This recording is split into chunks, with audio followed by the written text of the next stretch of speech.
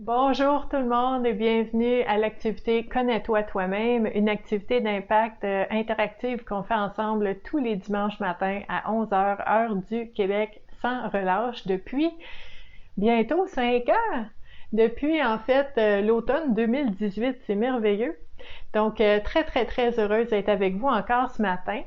Ce qu'il faut savoir, c'est que cette semaine, c'était la semaine de la santé mentale, donc du 1er au 7 mai. Donc aujourd'hui, c'est la dernière journée de cette magnifique semaine où est-ce qu'on fait beaucoup de sensibilisation concernant la santé mentale, le bien-être. Et cette semaine, on a parlé du fait que ça fait du bien et que ça peut être très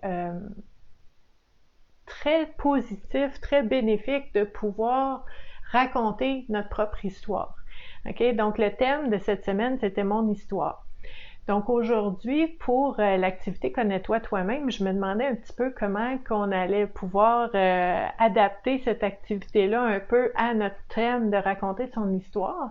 Et j'ai trouvé, en fait, la façon parfaite en vous parlant d'un de mes sujets préférés, en fait. Mais avant de commencer, pour les personnes qui se joignent à nous, qui sont peut-être nouvelles sur la communauté, il faut savoir qu'ici, sur la communauté Vivre à coup de cœur, on explore vraiment tout ce qui est le bien-être et la santé mentale. Par différents outils, des exercices, des approches, des techniques, des réflexions aussi que je vous propose qui peuvent permettre de faire des prises de conscience, qui peuvent nous aider à changer notre façon de voir les choses et à changer la façon qu'on fait nos choix, qu'on prend nos décisions, donc à changer notre expérience au quotidien. C'est pas de la magie, ça arrive par ces prises de conscience-là qui font en sorte que notre perspective va s'adapter à une nouvelle façon de voir des choses concernant certaines situations qui peuvent avoir des impacts dans notre vie. Donc, moi, c'est sûr que je suis intervenante sociale depuis 25 ans, j'accompagne les gens.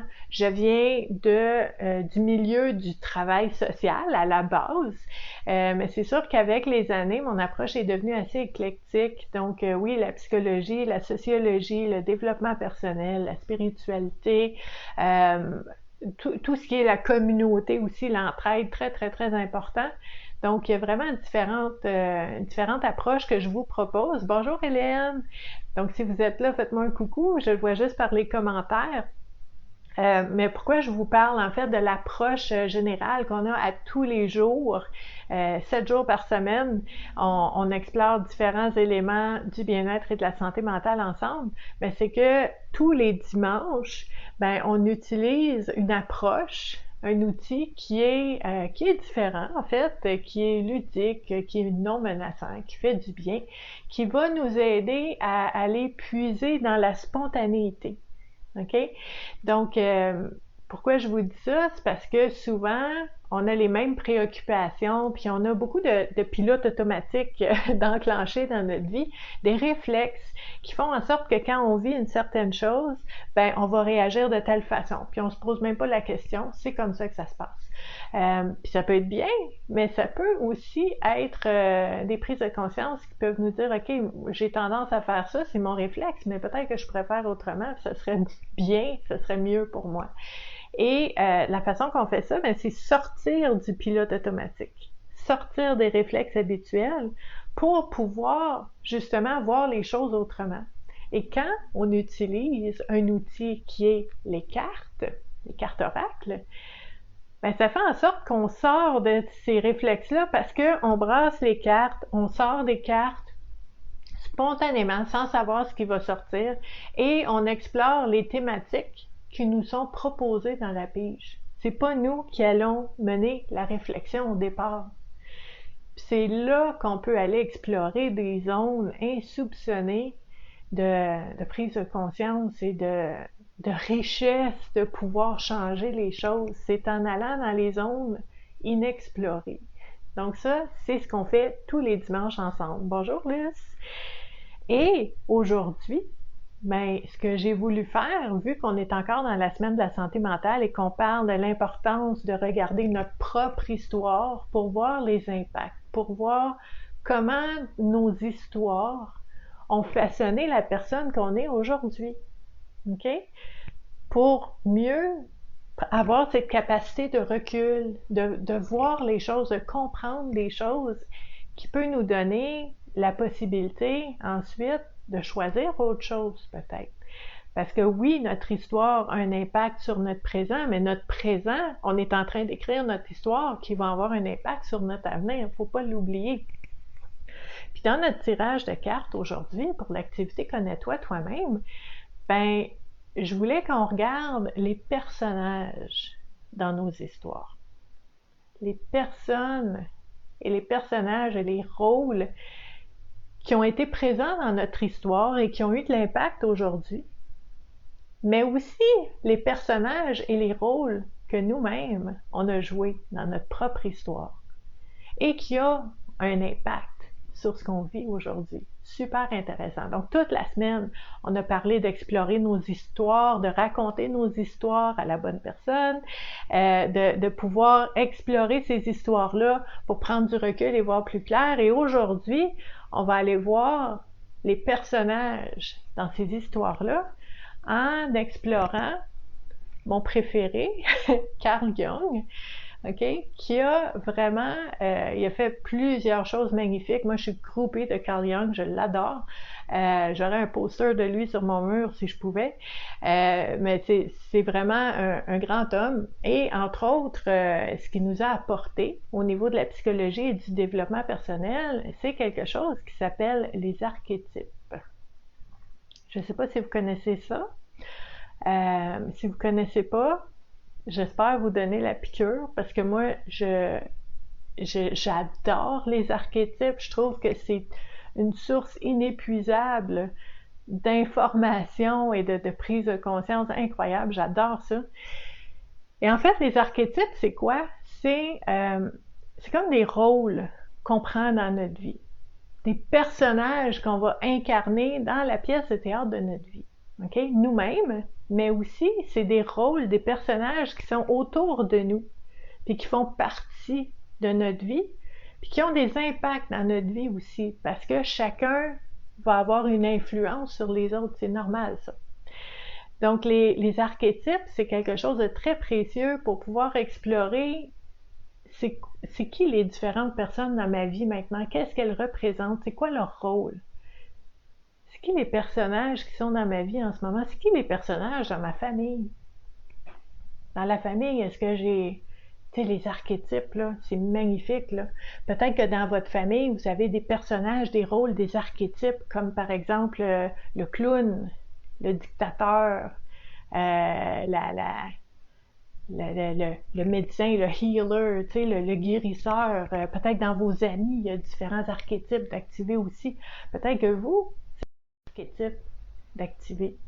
Ce qui est vraiment, vraiment, vraiment intéressant, c'est que avec le recul, on peut voir les différents archétypes qui ont été activés dans notre vie et les impacts que ça a eu. OK? Parce que les archétypes qu'on a incarnés, OK, qu'on a activés dans notre vie, ça peut être activé pour toute la vie. Il peut y avoir un espèce de fil conducteur qu'on dit, moi, je regarde en arrière, j'ai toujours été ça. J'ai toujours incarné ce personnage-là dans ma vie, ce rôle-là. Mais il y a d'autres archétypes qui ont été peut-être plus temporaires. Des archétypes de passage. Des archétypes qui étaient nécessaires peut-être pour passer à une autre étape de notre vie. Hein? Puis ça, c'est des choses que nous, on a vécues, mais c'est des choses que des archétypes qui ont été activés par des personnes autour de nous aussi. Je vois Elena et Marc qui sont là. Salut! Je pense que vous allez adorer cette réflexion sur les archétypes. Puis tu sais, quand on regarde dans notre histoire, les personnes autour de nous qui ont eu un impact, ben des fois, c'est des archétypes aussi qui étaient activés, puis qui ont fait en sorte qu'il y a eu comme une espèce de duo, et des fois de duel, entre deux archétypes, qui ont fait en sorte que ça a créé peut-être des moments difficiles, peut-être des conflits, peut-être des grosses remises en question, peut-être des gros moments de doute. OK, salut José. Et ces archétypes-là qui ont été activés à ce moment-là, mais avec le recul, on peut voir qu'il y avait peut-être une raison. Même si c'était très douloureux, même s'il y avait de la souffrance, on peut voir les personnages qui étaient enclenchés, activés à travers ces situations-là. Ça, c'est vraiment précieux. OK? Donc aujourd'hui, on va utiliser un jeu que j'aime beaucoup. Je vous parlais de Carl Jung tantôt, que j'adore. J'ai groupé de Carl Jung, c'est clair, c'est sûr. Mais j'aime beaucoup aussi quand on parle des archétypes, Caroline Myss, okay, qui a fait les cartes des archétypes. C'est vraiment un gros jeu. Il y a une tonne de cartes là-dedans. Là. Il y en a vraiment beaucoup. Et c'est une façon d'explorer ces archétypes-là dans notre vie. Maintenant, comment on fait pour explorer les archétypes en utilisant un jeu de cartes comme ça? Ce que je vous propose, c'est justement de sortir, de brasser les cartes, de sortir certaines cartes et de voir pour chacune d'elles, qu'est-ce que ça vous dit? Qu'est-ce que ça vous rappelle comme souvenir? Puis de regarder vraiment deux côtés, les deux côtés de la médaille. Okay? Pour chacun des archétypes, on va regarder, est-ce que j'ai déjà joué ce rôle-là dans ma vie, moi? Peut-être que je le fais maintenant. Peut-être que je l'ai déjà fait par le passé. Est-ce que j'ai déjà activé cet archétype-là dans ma vie? Et si oui, c'était quand? Dans quelles circonstances? Qu'est-ce que ça m'a apporté d'activer cet archétype-là dans ma vie? Est-ce que ça a eu des impacts bénéfiques ou est-ce que ça a eu des impacts que ça m'a donné bien du trouble? Cette prise de conscience-là est très importante. Donc, en fait, c'est passionnant et c'est fascinant, les archétypes. Okay? Mais ça exige aussi beaucoup, beaucoup d'humilité. Parce que souvent, on a une image de nous-mêmes, qu'on dit, ben moi, je suis une personne comme ci, comme ça, on se fait une image de nous-mêmes, mais on a activé des archétypes dans notre vie par le passé, puis on a encore aujourd'hui. Puis peut-être que certains archétypes, tu sors la carte de l'archétype du guérisseur, puis tu dis, oh oui, moi, j'aime ça, c'est flatteur, oui, je l'accepte celui-là, mais tu piges ensuite la carte du voleur, puis tu dis non. Ben non, voyons. Mais est-ce que tu peux être toujours une personne dans la bienveillance, dans la guérison, dans la bonne volonté, et est-ce que tu peux être toujours une personne voleur? Les deux, c'est non.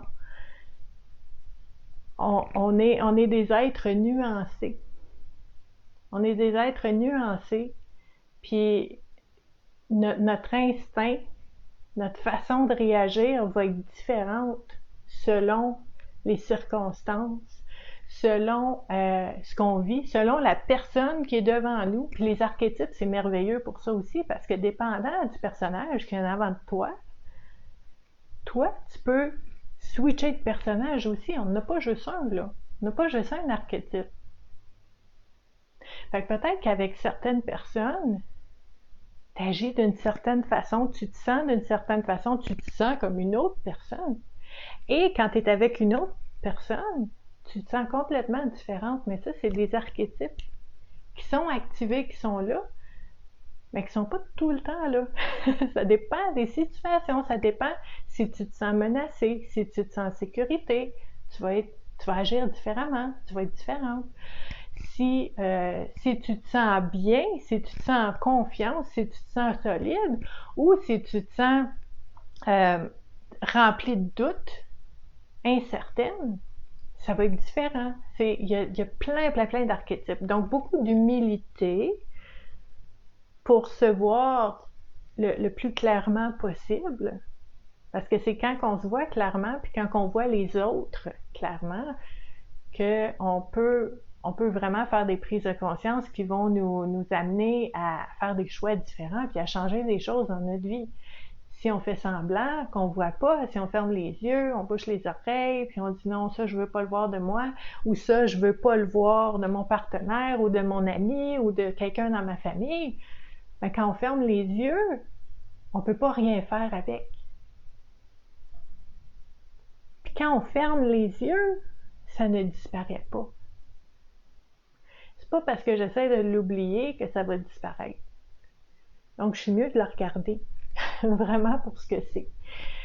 Puis l'autre pendant de la médaille que je vous disais, c'est qu'on va regarder les archétypes en lien avec les personnes dans votre vie, en étant très, très, très honnête avec vous-même.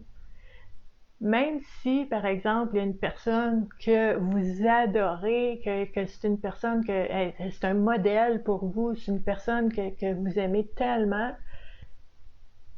puis qu'il sort un archétype qu'on explore, puis vous dites « Ouf, je vois cet archétype-là dans cette personne-là, puis j'aime pas ça. » Mais c'est là, puis ça existe.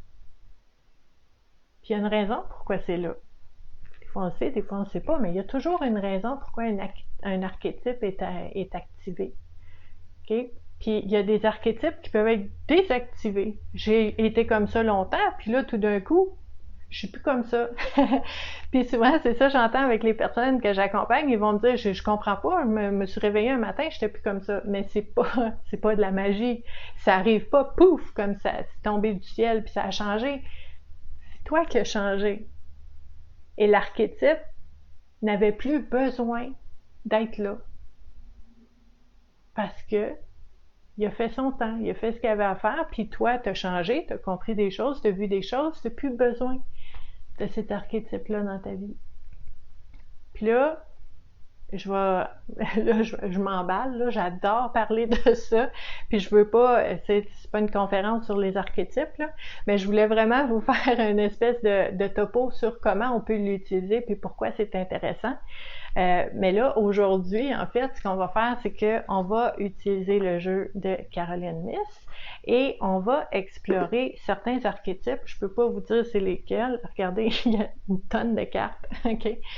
Mais je sais pas c'est lesquels qui vont sortir, mais on va explorer avec beaucoup d'ouverture, avec beaucoup d'humilité, avec beaucoup de bonne volonté. On va explorer les archétypes qui vont ressortir en voyant un petit peu comment ces archétypes-là peuvent être activés en nous, personnellement, de quelle façon, à quel moment, et aussi comment ces archétypes-là peuvent être activés chez les autres dans notre vie. Donc, bonjour Guylaine, je vois Guylaine qui est là. On va voir ici ce qui ressort. Ce qu'il faut savoir aussi, c'est que vous avez peut-être remarqué, mon jeu est en anglais, mais ça tombe bien, moi je suis bilingue. Fait que, inquiétez-vous pas, je vais traduire tout ça. Il n'y a pas de souci. Donc, j'ai pas les livres, les jeux en français et en anglais, là, c'est pas nécessaire parce que je peux vous traduire ça. Donc, on va y aller comme ça. Là, j'attends une dernière carte qui va ressortir et on va explorer ces archétypes-là. Ok, j'en ai une ici qui ne voulait pas sortir.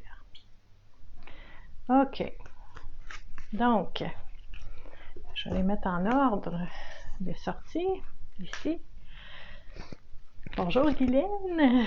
Donc, la première carte qui est sortie, vraiment intéressant, c'est la carte du Shape Shifter. Ok? Intéressant. On parle de personnage, on parle de rôle. Shapeshifter, là, c'est comme un loup-garou. OK? C'est l'exemple parfait. C'est un homme qui se transforme en loup, en homme-loup à la pleine lune. Hein? On connaît la légende. Les personnages font partie des légendes aussi. Donc, c'est très intéressant d'explorer dans notre propre vie. OK? Est-ce que moi-même, j'ai tendance, des fois, à activer l'archétype du shapeshifter qui va vraiment...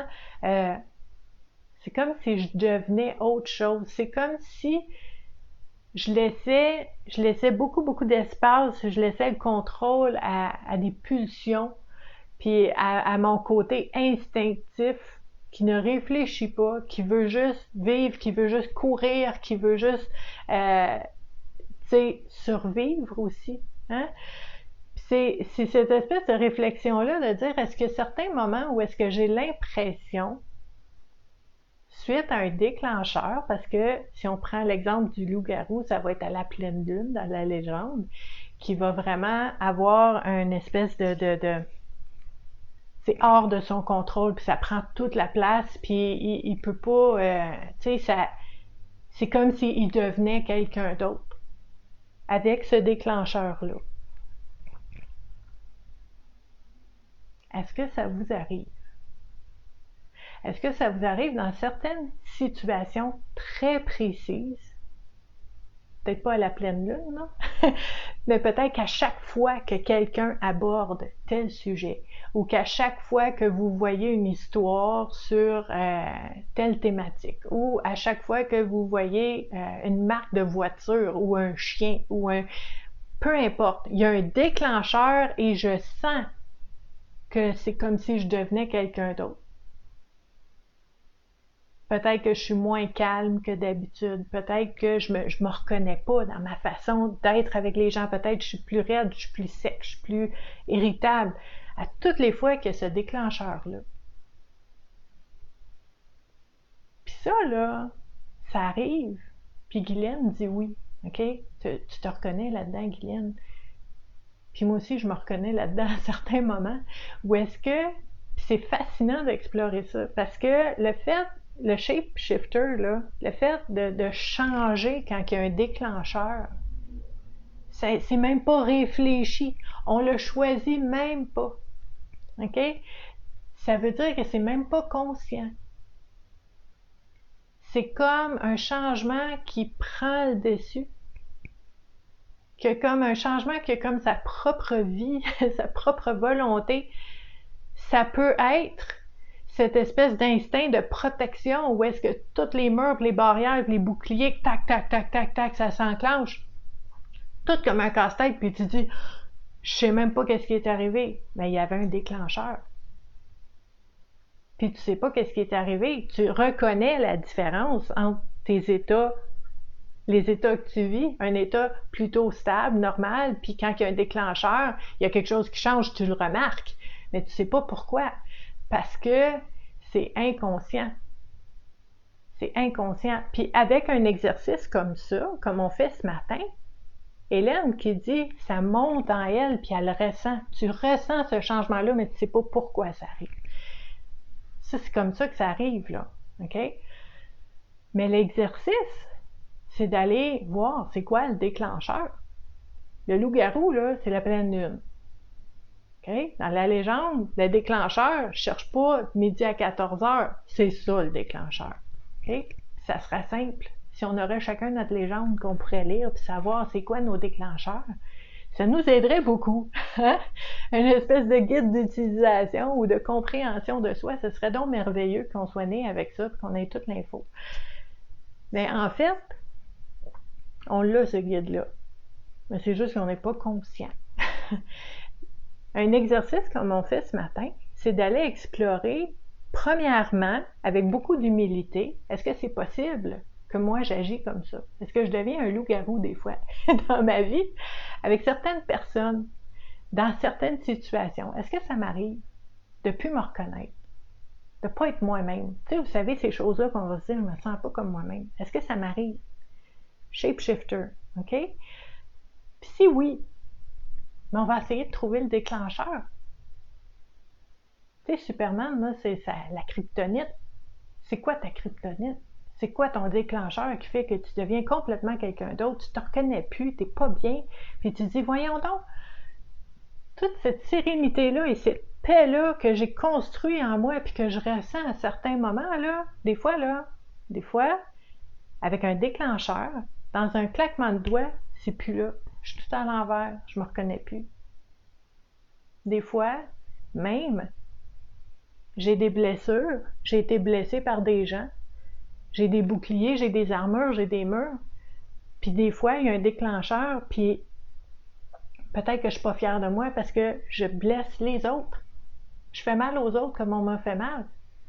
Puis je me comprends pas, puis je suis pas capable de m'arrêter. Mais c'est parce que c'est des réflexes, c'est de l'automatisme, c'est inconscient. Quand on voit c'est quoi notre déclencheur, on peut choisir autre chose. Au lieu de laisser cet automatisme-là prendre le dessus, prendre le contrôle, puis peut-être nous causer des problèmes après, ou est-ce qu'il faut qu'on s'excuse, puis là j'ai pas voulu, puis je sais pas ce qui s'est passé, puis c'est vrai tout ça. Mais si on peut essayer de savoir qu'est-ce qui s'est passé, si on peut essayer de savoir c'est quoi le déclencheur, est-ce que ça peut aider? Est-ce que ça peut aider de connaître nos déclencheurs pour ne pas arriver à ce moment où est-ce que j'ai l'impression de changer complètement puis je me reconnais plus? Hélène connaît ses déclencheurs. Ça implique beaucoup d'exploration dans des zones pas cool de soi, qu'on aimerait mieux pas voir. Ça implique aussi des émotions qu'on aimerait mieux pas vivre. Mais c'est de l'information qui est tellement précieuse à avoir parce qu'après ça, je peux prévenir. Je peux me mettre dans des situations où est-ce que ça n'arrivera pas à ce déclencheur-là. Je peux me protéger. C'est pas ça, là, quand on se protège comme ça, ce n'est pas lâche. Ce n'est pas de fuir tes problèmes. C'est d'être intelligent. C'est de dire, je ne me mettrai pas dans une situation où est-ce que je sais que ça va me changer complètement. Je me reconnaîtrai plus. Je serai pas bien. Moi, je choisis d'être bien.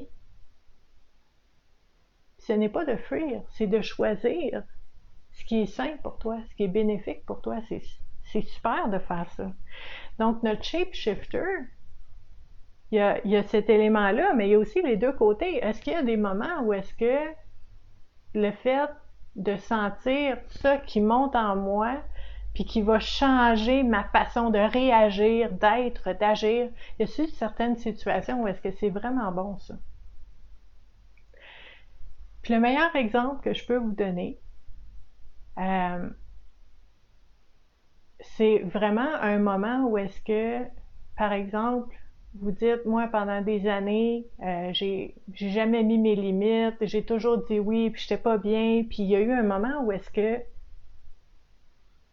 par magie, mais c'est pas de la magie, mais c'est que ça a changé, ça passait plus. C'est fini ce temps-là, ça passe plus, puis cette journée-là, je me suis affirmée, j'ai senti ça monter en moi, comme Hélène dit, ça a monté, ça a pris toute la place, ça a pris le contrôle, puis je n'ai pas agi comme j'agissais d'habitude. J'ai mis mon pied à terre, j'ai dit non, j'ai dit que c'était inacceptable, puis plus jamais cette personne-là allait me parler comme ça. Puis là, tout le monde dans la pièce a fait... Puis là, on entendait les criquettes. Hey, c'est différent, là. Shapeshifter, là. Il y a quelque chose qui a changé complètement. Des fois, c'est bien. Des fois, c'est une bonne chose. Fait que, tu sais, quand on regarde les archétypes, c'est pas juste ce qui nous nuit, c'est aussi ce qui nous aide. Parce que ce qui est important, c'est de choisir. C'est d'être conscient que ça, c'est peut-être activé dans notre vie maintenant. C'est peut-être activé dans notre vie dans le passé. Puis peut-être qu'on a des personnes dans notre vie qu'on a l'impression qu'ils changent du tout au tout, puis on comprend pas pourquoi. Parce que, en fait, eux autres aussi ont des déclencheurs. Puis imagine, si eux autres connaissent pas leurs déclencheurs, toi, tu peux pas les connaître non plus, là. Fait que là, t'as l'impression que, paf, elle vient de te sauter dans la face. Puis là, tu dis, voyons donc, elle est hystérique. Pourquoi qu'elle capote de même? Pourquoi qu'elle réagit comme ça? C'est exagéré. C'est ben trop. T'as l'impression qu'elle a shifté, qu'elle a changé complètement, mais il y a une raison. Ce qui est vrai pour toi, c'est vrai pour l'autre, là. On a tous des déclencheurs. Donc, voyez-vous, je ne veux pas revenir trop longtemps là-dessus, mais voyez-vous comment c'est précieux des archétypes. Merveilleux. Merci Carl Jung d'avoir inventé ça, d'avoir trouvé ça, parce que c'est tellement de l'info pertinente, c'est tellement de l'info qui nous amène à voir les choses autrement. OK? Je vois Marc qui dit qu'il a choisi, tu sais, tu as l'armure tu as le fait d'être vulnérable, puis les deux, en fait, quand tu actives l'armure, c'est parce qu'il y a une peur. Tu as besoin de te protéger. Tu vas activer ton armure. Quand tu actives la vulnérabilité, c'est parce que tu connectes à ta puissance intérieure. OK? Fait que c'est vraiment différent. Puis là, je regarde, j'essaie d'avoir les commentaires en même temps. Donc, il y a des choses qui arrivent des fois qu'on ne sait pas pourquoi. On voit pas le déclencheur. Mais je peux vous dire, il y en a un. Des fois, on a de l'aide pour trouver c'est quoi.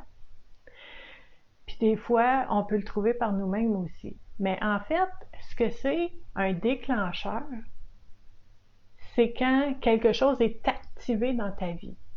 Il y a quelque chose qui déclenche une réaction.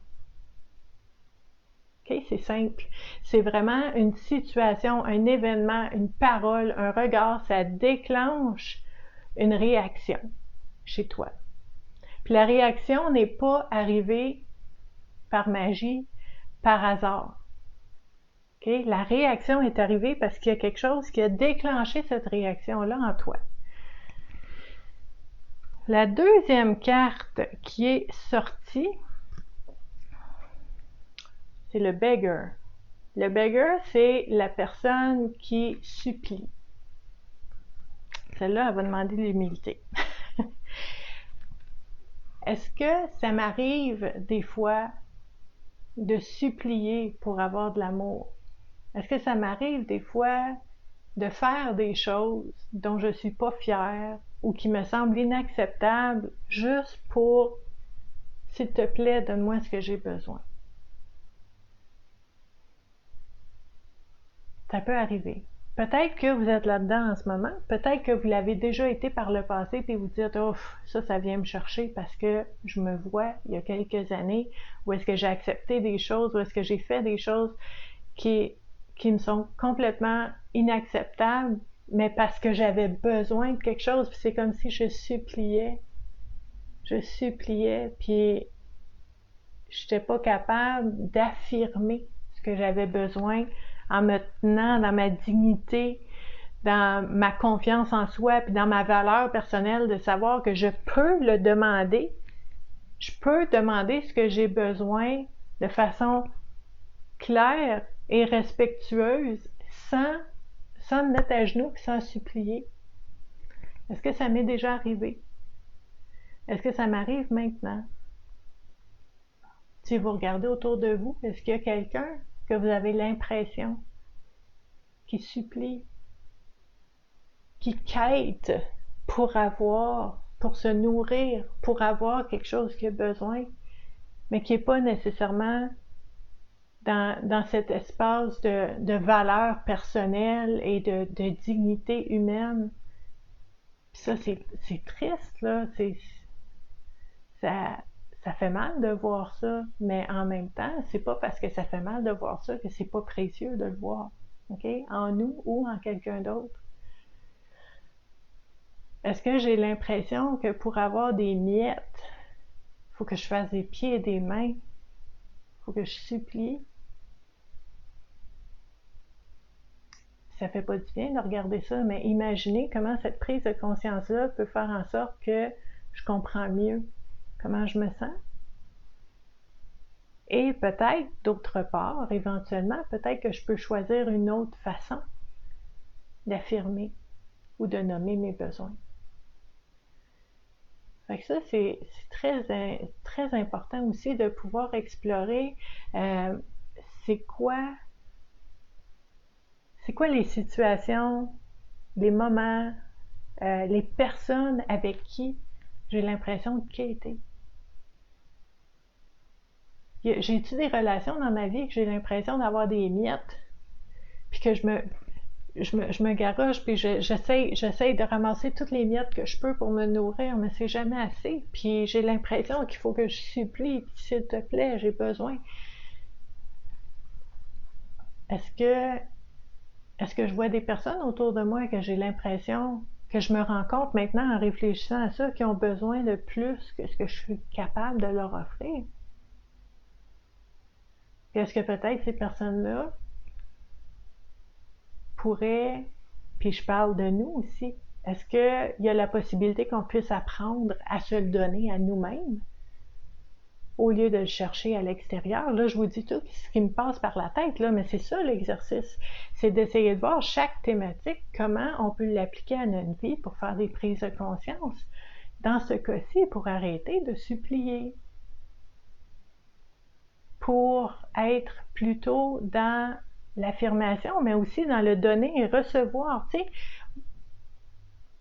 moi, je vous dirais longtemps, quand j'étais plus jeune, j'ai eu tendance à me sentir redevable. Quand quelqu'un me donnait quelque chose, gentiment, tu sais, me faisait un cadeau, me rendait un service, dans ma tête, ça faisait « j'en dois une ». Peut-être que vous êtes comme ça aussi, hein? C'est culturel aussi. On a l'impression de ça et on a l'impression aussi qu'on ne veut pas vivre de culpabilité, hein, non plus, puis on veut pas avoir de l'air de quelqu'un qui prend.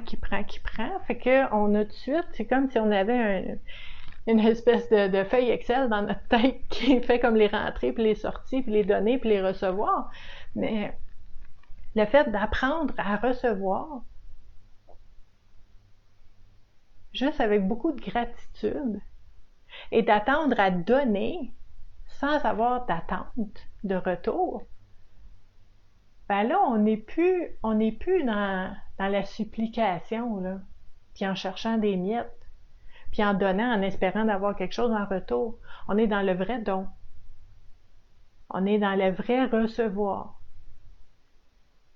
Ça fait du bien. OK? Puis c'est quelque chose qu'on peut apprendre à faire. Moi, maintenant, quand quelqu'un me fait un cadeau, quand quelqu'un me fait plaisir ou me rend service, tout ce que je ressens, c'est une vague incroyable, intense de gratitude et de reconnaissance dans ce moment-là. Puis éventuellement, si à un moment donné, je me rends compte que je peux aider, que je peux faire quelque chose, ça va me faire plaisir de le faire, mais c'est pas parce que tu as fait quelque chose pour moi avant. Tu comprends? Puis il y a de la paix là-dedans, puis il y a de la sérénité parce que tu arrêtes de compter et la feuille Excel, pouf, elle disparaît, là, ça fait du bien. Tu peux pas tout le temps compter. Fait que c'est une autre réflexion qu'on peut avoir au niveau de la supplication comme ça. Donc c'est quelque chose qui peut être intéressant, puis j'ai hâte de vous lire aussi pour voir ce que vous voyez concernant ces thématiques-là. La dernière carte qui est sortie, je pense à mon amie Elena qui est en ligne, puis plusieurs d'entre vous aussi, vous allez dire « Oh, ça c'est une belle exploration ». Troisième archétype, personnage qui peut être activé dans notre vie, c'est l'enfant magique. L'enfant magique. Puis là, encore une fois, c'est un très beau sujet à explorer, mais on veut y aller avec beaucoup d'humilité, puis on veut vraiment regarder avec clarté comment ça s'installe dans notre vie. Puis il y a toujours les deux côtés, hein? L'enfant magique. Est-ce que mon enfant intérieur a encore cette capacité de m'inspirer en tant qu'adulte vers l'émerveillement? Est-ce que je suis encore capable de m'émerveiller devant les petites choses de la vie, même s'il y a de la guerre, puis de la famine, puis de l'abus, puis de la violence, puis de la négligence? Est-ce que je peux m'émerveiller devant un coucher de soleil, devant un papillon qui vient se poser sur mon épaule, puis je fais « Oh, il est beau! » Est-ce que je suis capable de faire ça? Ou je me sens ridicule quand je fais ça? Est-ce que mon émerveillement est encore là, mon enfant magique est encore là? Est-ce que je vois encore la magie de la vie? Est-ce que ça existe, la magie? Est-ce que mon enfant magique intérieur est encore là ou pas? OK? Et si oui, on va regarder les deux côtés. On a regardé un déjà, l'émerveillement, ça me fait du bien, ça met de la couleur, ça met de la vie dans ma vie. Mais peut-être que ton enfant magique est activé, que cet archétype-là était présent dans ta vie. Et ce que ça fait, c'est que c'est comme si cet enfant magique-là dans ta vie qui est activé va essayer d'ignorer, de fermer les yeux sur certaines choses, puis de dire non, non, non, non, non, moi je vois pas ça, tout est beau, tout est merveilleux. Tu sais, peut-être que ton couple il est en train de péter complètement, mais non, on va bien, c'est beau. Puis c'est comme la pensée magique, c'est comme l'espèce d'illusion que je me crée, puis que je crois, alors que la réalité, c'est pas tout à fait ça. Vous voyez comment chacun des archétypes a différentes facettes et différentes façons de s'activer dans notre vie. C'est pour ça qu'il faut explorer les archétypes, mais aussi la façon qu'ils sont activés. Fait que est-ce que je gagnerais à avoir plus d'émerveillement et de gratitude et de magie dans ma vie? Parce que, ce que je vous ai pas dit tantôt, c'est que si vous lisez sur les archétypes, puis il y a des archétypes que vous dites « Oh, j'ai pas ça moi, mais j'aimerais ça l'activer dans ma vie. » On peut. Les archétypes, c'est de la psychologie. On peut. Si tu dis « Wow, moi avec le vécu que j'ai eu, le bagage que j'ai, ma façon de voir les choses, mes perceptions, interprétation des événements, tu sais, toute ma lunette, ma façon de voir les choses, je suis pas du tout dans la magie. Hein? Gratitude, pas tant que ça. Émerveillement, n'a pas. Mais je trouve donc ça beau. J'aimerais ça voir si peut-être j'aimerais ça, vivre comme ça. Mais on peut l'activer, l'archétype. Tu te dis, à partir de maintenant, là, j'active ça dans ma vie. Juste pour voir. Juste pour voir ce que ça fait. On peut. Puis si tu vois un archétype dans ta vie, par exemple, l'enfant magique, puis tu dis, ouais, c'est vrai, j'ai tendance à pas voir les choses telles qu'elles sont, puis quand ça pète autour de moi, là, puis tout a sauté, puis là, je me dis, ah, j'ai rien vu, je comprends pas, parce que je vivais un peu dans un monde de licorne, puis je choisissais de ne pas voir ce qui ne fonctionnait pas. Ben, tu peux dire, ok, je vais essayer de faire attention à ça. Je vais essayer d'accompagner mon enfant magique intérieur, archétype activé, qui veut pas voir les choses, puis je vais essayer de l'accompagner pour voir les choses, clairement. Puis là, ben peut-être que ça sautera pas, parce que je vais pouvoir prévenir, je vais pouvoir faire des choses pour améliorer la situation si je peux. Si ça saute, ben au moins je vais l'avoir vu. C'est tous des exemples de comment on peut utiliser les archétypes. Et cet archétype-là, ça peut être aussi, comme je vous disais tantôt, chez les autres, autour de vous. Est-ce qu'il y a des personnes en ce moment dans votre vie qui ont des archétypes activés? Puis ce qui est vraiment intéressant avec les archétypes, c'est que c'est vraiment comme des personnages, des rôles, des personnages dans une pièce de théâtre. Puis là, toi, tu as activé des archétypes qui sont propres à toi. Puis ta mère, ton père, tes frères, tes sœurs, tes amis, ton conjoint, tes enfants, ton patron, tes collègues, tes voisins, tout le monde a des archétypes activés. Puis là, des fois, ça fait « Ah, qu'on est bien ensemble ». Puis des fois, ça fait « ça graphine, puis on n'est pas bien ensemble ». Mais tout ça, on apprend. On apprend sur nous, on apprend sur la vie, on apprend ce qu'on aime, ce qu'on n'aime pas. On fait des prises de conscience. C'est magnifique. C'est magnifique autant quand on trouve notre tribu puis on dit oh, « Wow, j'ai trouvé ma famille d'âme, ma famille céleste. » Puis tu rencontres quelqu'un d'autre puis tu dis « Mon Dieu, pourquoi c'est dans ma vie? Ça n'a rien de bon, ça fait juste me déranger. » Il y a quelque chose là. C'est sûr. C'est sûr. Puis le fait d'explorer ces situations-là à travers l'angle des archétypes, là, vous le savez déjà, là, pour moi, c'est extraordinaire. C'est un des outils que j'aime vraiment beaucoup utiliser avec les personnes que j'accompagne qui sont ouvertes à ça, qui aiment ça, explorer les personnages comme ça, puis de voir c'est quoi qui est activé dans leur vie, qu'est-ce qui gagnerait à activer, qu'est-ce qui gagnerait à désactiver. Tu sais, de dire, OK, ce personnage-là, je l'ai assez vu, je l'ai assez vécu, ça me tente plus d'en avoir dans ma vie. La prise de conscience va aider à voir les signes, les symptômes, puis à prévenir. Mais si on ne le sait pas, on ne le sait pas. Prise de conscience, c'est tout quand on parle du cheminement personnel. Fait que la prise de conscience, la connaissance de soi et d'explorer des zones comme ça dans notre vie, c'est vraiment précieux. Et je veux vous dire, si vous avez des questions sur les archétypes, allez-y. J'adore parler de ça. Je peux vraiment vous aider à explorer ça. Je peux vous donner des liens aussi pour explorer ça. Si ça vous intéresse, n'hésitez pas. Pour ceux que ça intéresse moins, ben je veux pas non plus m'emballer trop avec ça.